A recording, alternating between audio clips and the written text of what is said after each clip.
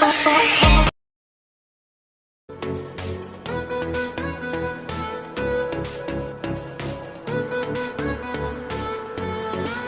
pagi anak-anak ibu. Udah pada sarapan ya kalian? Kenapa nggak sarapan? Kalau sarapan itu bisa membuat kita lebih fokus loh belajar, senang, dan bisa mengikuti pembelajaran ibu loh pada hari ini. Udahlah, mana ketua kelasnya?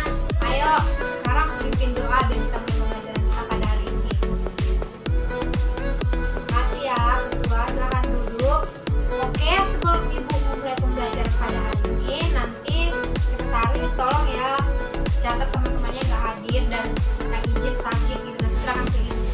Baiklah anak-anak ibu sekalian, kita akan membahas materi tentang pengadaan sarana prasarana kantor. Nah, sebelum kita memasuki pembelajaran tersebut, ibu mau tanya dulu nih sama anak-anak sekalian.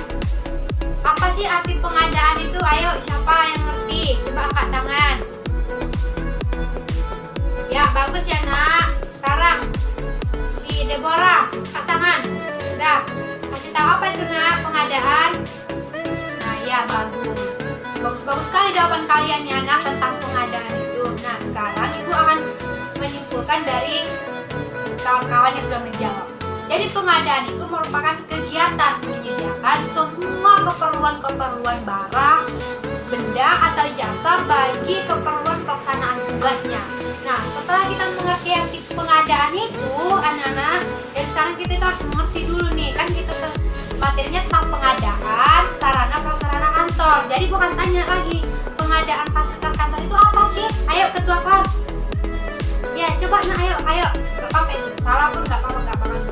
Penting mau berani mengasih tahu apa sih artinya. Ya, udah mengerti ya anak-anak. Dari pengadaan tadi pun udah dapat. Jadi pengadaan fasilitas kantor itu sama kayak pengadaan tadi, cuma ini bedanya untuk kegiatan pelaksanaan kantor. Nah, jadi pengadaan fasilitas kantor itu kegiatan menyediakan barang-barang, fasilitas, benda itu untuk kegunaan di kantor dan untuk mempermudah pekerjaan di kantor. Oke anak-anak, kan tadi Dani mengerti nih semua kan tentang pengadaan fasilitas kantor itu. Jadi sekarang ternyata ada tujuan loh sarana prasarana itu. Coba siapa yang bisa, apa sih tujuan sarana prasarana itu? Ayo anak-anak semua, ada yang tahu? Coba angkat tangan. Gak ada? Nah oke, baiklah ibu akan menjelaskan ya. Ibu akan kasih tahu apa sih tujuan sarana prasarana ini. Yang pertama, tujuan sarana prasarana ini adalah membantu untuk melakukan pengadaan secara terencana seksama sehingga dapat untuk menyiapkan berbagai perlengkapan sesuai dengan kebutuhan di kantor. Nah, kalau jika namanya juga membantu ya kan, berarti untuk mempermudah itu peralatan kantor. Dan yang kedua, itu ada pengadaan sarana prasarana ini anak-anak ibu sekalian, itu untuk memberikan hasil yang efisien dan tepat. Tidak ada kan di kantor itu untuk yang menghasilkan yang efisien dan tepat, pasti memberikan hasil yang efisien dan tepat. Nah, yang ketiga itu membantu pemeliharaan agar siap pakai kapanpun. Jadi kalau contoh hari ini mau dipakai, oh udah langsung siap gitu. Besok mau dipakai, oh udah langsung siap gitu ya anak-anak. Nah, baiklah. Jadi mulai dari awal tadi arti pengadaan fasilitas kantor, tujuan, jangan lupa dicatat ya anak-anak. Minggu depan ibu akan tanya lagi apa sih materi yang sudah kita lakukan pada hari ini, apa sih yang sudah kita bahas pada hari ini. Jadi minggu depan ibu akan tanya, catat. Setelah kita mempelajari tujuan dari sarana prasarana kantor tersebut, anak-anak ibu sekalian, kita juga akan belajar metode pengadaan sarana prasarana. Dan ternyata ada juga loh metodenya itu anak-anak, ada berapa? Ada 6. Oke, ibu akan jelaskan satu persatu, nanti ibu akan kasih PPT-nya atau catatannya biar kalian lihat lagi ya, lebih mengerti. Dan metode yang pertama itu ada pembuatan sendiri. Contohnya apa? Itu menggunakan alat-alat peraga yang dibuat instansi perusahaan tersebut. Itu harus berasal dari instansi dan perusahaan tersebut ya anak-anak. Yang pertama tadi apa? Pembuatan sendiri. Oke, yang kedua, sambil catat ya anak-anak, sambil dengarkan ibu dan catat. Yang kedua itu pembelian. Jadi untuk metode pengadaan aja sih yang dibeli itu? Coba ya sekretaris apa? Ya bagus, bendahara. Oke, bagus. Jadi gua akan jelaskan ya, pembelian itu apa saja sih yang dibeli dalam sarana prasarana kantor. Contohnya nih, kertas, meja, kursi. Kan itu kan yang dibutuhkan untuk peralatan di kantor. Jadi untuk metodenya itu harus ada pembeliannya. Dan yang ketiga itu ada namanya peminjaman. Dan peminjaman ini anak-anak itu harus berdasarkan perjanjian ya kan. Contoh nih, si sekretaris minjam sama si bendahara, pasti ada perjanjiannya juga. Contoh minjam uang, bayar ya ini ya, iya oke. Pasti ada itu, ada perjanjian antara kedua belah pihak. Nah, setelah adanya perjanjian, suatu saat itu akan dikembalikan lagi. Nah, juga peminjaman, bukan untuk menjadi barang sendiri. Dan yang keempat itu ada penyewaan. Apa sih penyewaan itu? Itu juga sama kayak peminjaman tadi ya anak-anak. Itu ada perjanjian. Perjanjian apa? Sewa menyewa dengan cara membayarnya juga gitu. Jadi dalam penyewaan ini itu tidak ada yang dirugikan ya antara pihak yang satu sama pihak yang ini. Contoh antara ibu dengan anak-anak ibu, semua itu tidak ada yang dirugikan. Ada itu perjanjian sewa menyewa. Di kantor juga demikian. Baru yang kelima itu ada penerimaan hibah atau bantuan. Nah, di dalam penerimaan hibah bantuan ini itu ada ikatan, perjanjian yang disebut juga kesepakatan. Nah, di saat melakukan penerimaan hibah atau bantuan ini ada yang namakan kesepakatan antara kedua belah pihak. Nah, di kedua belah pihak ini adanya kesepakatan di antara mereka supaya seperti yang tadi tidak ada yang dirugikan, saling menguntungkan. Dan yang keenam itu ada penukaran, yaitu tidak untuk dirugikan kedua belah pihak kan. Adanya itu saling menguntungkan antara satu dengan yang lain. Oke, baik. Dari metode yang keenam tadi, ibu akan tanya lagi satu persatu. Kan tadi ada 6, jadi ibu akan tanya lagi. Coba sekarang angkat tangan siapa yang ingat tadi yang nomor 1 sampai nomor 6. Ayo coba ayo anak ibu, semangat, jangan ada yang malu-malu ya. Gak apa-apa, kasihkan aja apa yang didapatkan pada hari ini, apa sih yang udah didengar dari ibu. Udah ayo, siapa? Ya bagus, ibu belum minta contohnya atau pengertiannya, cuman metode itu ada 6 itu aja. Oke, yang lain, ada yang lain? Deborah? Oh, ya baik anak-anak. Sekarang beri tepuk tangan. Nah gitu, jadi harus berani memberikan jawabannya masing-masing. Ibu nggak akan marah. Selanjutnya itu adanya langkah-langkah pengadaan peralatan kantor. Apa? Ya, langkah-langkah pengadaan peralatan kantor. Yang pertama, ini sekarang materi ibu banyak poin-poinnya ya, jadi harus diingat, nggak boleh diabaikan, diingat karena ini penting untuk di peralatan kantor, di pengadaan sarana dan prasarana. Oke, yang pertama, membuat surat permohonan atau daftar permintaan barang ke gudang. Nah, ternyata jika kita memakai peralatan kantor nggak bisa langsung, aku mau pakai ini lah, ambil lah. Ternyata ada juga itu buat surat permohonan. Kita harus pergi dulu ke yang berpihak di gudang.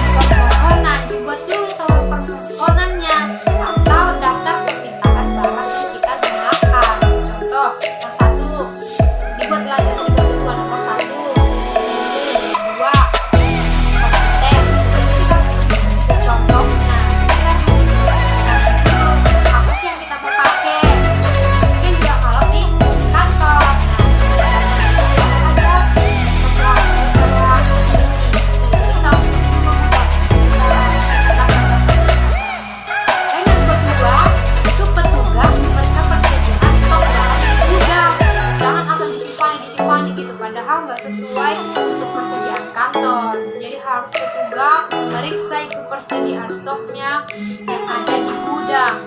Pasti stok yang ada di gudang itu memang betul-betul untuk digunakan. digunakan, memang betul-betul untuk dipakai di peralatan kantor. Nomor 3, surat diserahkan ke bendahara, terus bendahara memeriksa kebutuhan sesuai dengan dana yang tersedia. Bukan bendahara kelas ini ya, bukan bendahara di kantor. Ternyata di kantor itu juga ada bendahara, ketua gitu. Ada yang di gudang gitu kan. Jadi ada itu. Pokoknya ada yang berpihak lah ke situ gitu. Jadi contoh surat ini nih, ibu lah contoh. Ibu kan mau minta ke kantor gitu kan. Ibu buat dulu surat, baru terus ibu serahkan ke bendaharanya. Nah setelah itu bukan langsung ibu yang ngambil barangnya, enggak.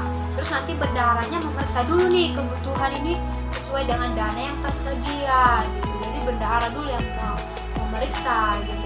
Dan yang keempat itu meminta persetujuan kepada pimpinan kepala. Nah setelah bendahara tadi memeriksa, sesuai dengan dana yang tersedia nih yang ibu buat gitu kan. Jadi minta persetujuan kepada pimpinan kepala. Kan di setiap kantor atau dimanapun pasti ada kepala. Kayak di sekolah kita juga ada kan kepala sekolah gitu. Kalau di kampus juga ada rektor gitu kan. Nah demikian juga kalau di kantor itu ada pimpinan kepala. Jadi kita harus bendahara itu meminta persetujuan ke kepala gitu ya. Dan yang kelima, jika sudah disetujui pimpinan kepala tadi, maka akan diserahkan ke bagian logistik. Untuk apa? Untuk pembelian barang yang dibutuhkan. Jadi bukan langsung kepala yang membeli, bukan bendahara yang membeli, bukan. Tapi kepalanya udah menyetujui, udah tanda tangan gitu. Maka setelah itu nanti akan dikasihkan lagi ke badan logistik untuk melakukan pembelian barang-barang yang akan dibutuhkan di kantor. Bukan staf yang membeli, bukan, ada pihak yang wajib. Dan yang keenam itu sebelum diterima diperiksa dulu baik buruk barang tersebut. Jangan datang barang udahlah udah bagus ini dari terpercaya kok, enggak. Tapi kita harus periksa dulu nih barang-barang. Barang ini kurang satu contohnya. Barang ini jelek. Ini ada gigitan tikus gitu contohnya gitu kan. Sama kayak kalau kita beli Shopee gitu kan, kita harus periksa dulu. Nggak mungkin aku beli baju baru, nggak, pasti kita videoin dulu kan, entah ada kancing yang lepas atau sobek atau digigit tikus contoh kan biar ada. Jadi kita harus periksa dulu, jangan langsung dipakai, jangan langsung udahlah fix ini, enggak, tapi harus ada pemeriksaan dulu.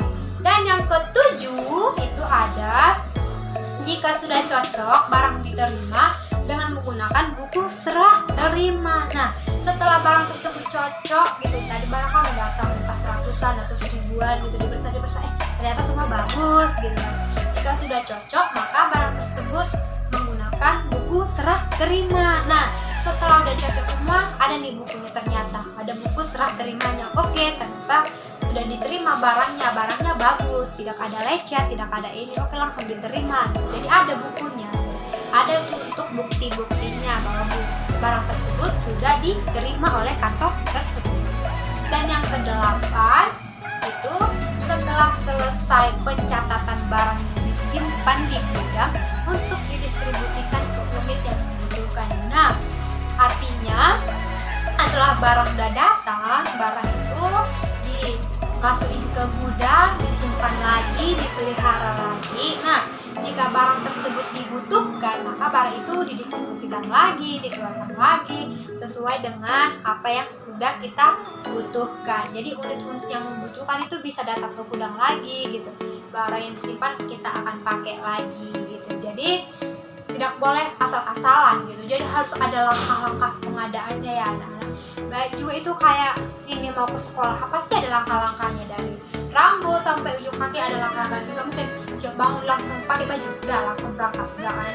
Tunggu sisir rambut dulu. Kalau cewek buat eyeshadow, nggak mungkin ya buat eyeshadow ya.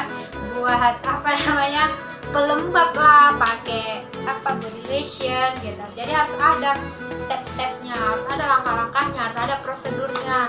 Demikian juga kalau langkah-langkah pengadaan peralatan kantor. Gak mungkin kan contoh si Anto baru bangun dia langsung pakai baju langsung sampai sekolah, enggak kan? Pasti ada langkah-langkahnya. Setelah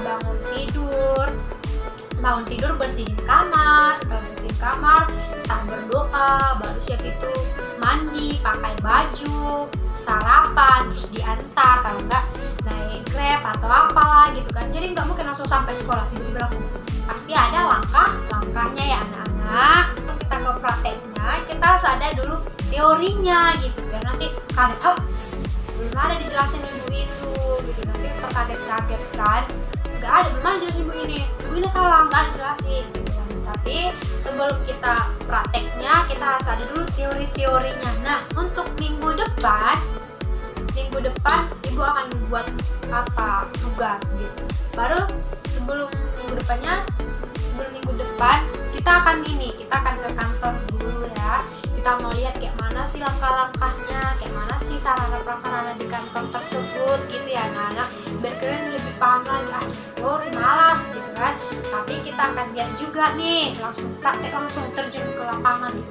Oh ternyata ini ya yang dibilang ibu itu gitu, ternyata ini ya, oh benerannya kayak gini gitu kan, oh ternyata pihak di gudangnya kayak gini gitu. Jadi kalian nggak terkaget, tapi kayaknya nggak mungkin sekaget itu ya, soalnya ini bukannya terlalu tinggi tapi biasa-biasa nih, kayak di sekolah juga nih, cuman ini bedanya di kantor gitu kan. Kalau sekolah nggak ada pala terlalu kayak gitu kan.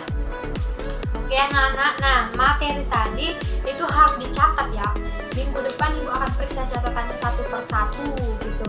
Kalau ada yang nggak siap, itu nanti ditanya sama kawannya yang lain gitu.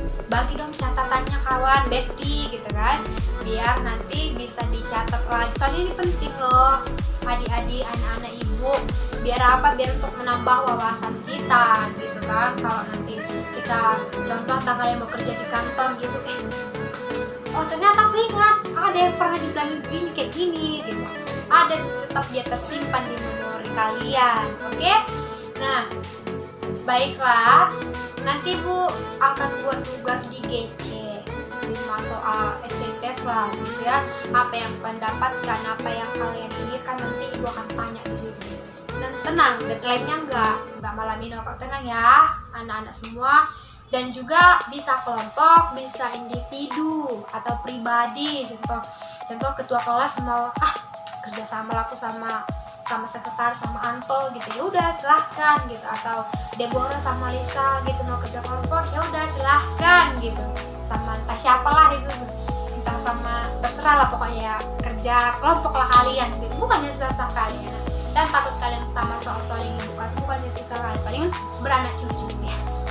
Oke, nah sebelum, jangan stres sekali ya, santai aja. Ini namanya juga materi perkantoran nih, bukannya kayak matematika harus menghafal apa namanya, rumus-rumus, gerjaan soal, pusing lah Bu. Enggak, ini perkantoran dong. Udah. Setelah itu, setelah pelajaran tadi, biar siap dulu kalian udah bosan kan lihat ibu depan aja gitu kan ngajar gitu, biar cepat siapnya. Soalnya waktunya juga bentar lagi udah mau siap. Dah, kesimpulannya apa sih yang didapatkan si Boy? Ada? Coba dulu, sedikit pun nggak apa-apa. Soalnya dari tadi ibu udah banyak bicara dari atas sampai bawah. Capek ibu. Dari metode, cara, langkah-langkah, gak mungkin kalian dapatnya. Tidurnya kau? Kan enggak, udah. Ayo, silakan ngomong. Gak apa-apa, nggak mesti ibu bilang satu lembar, enggak. Apa aja yang kau dapatkan. Oke, silakan anak ibu. Oke, bagus, tepuk tangan. Sekarang siapa? Ayo, tunjuk kawanmu siapa lagi. Dari cewek. Siapa? Desi. Oke, Desi, ayo. Ya, berikan nak. Udah.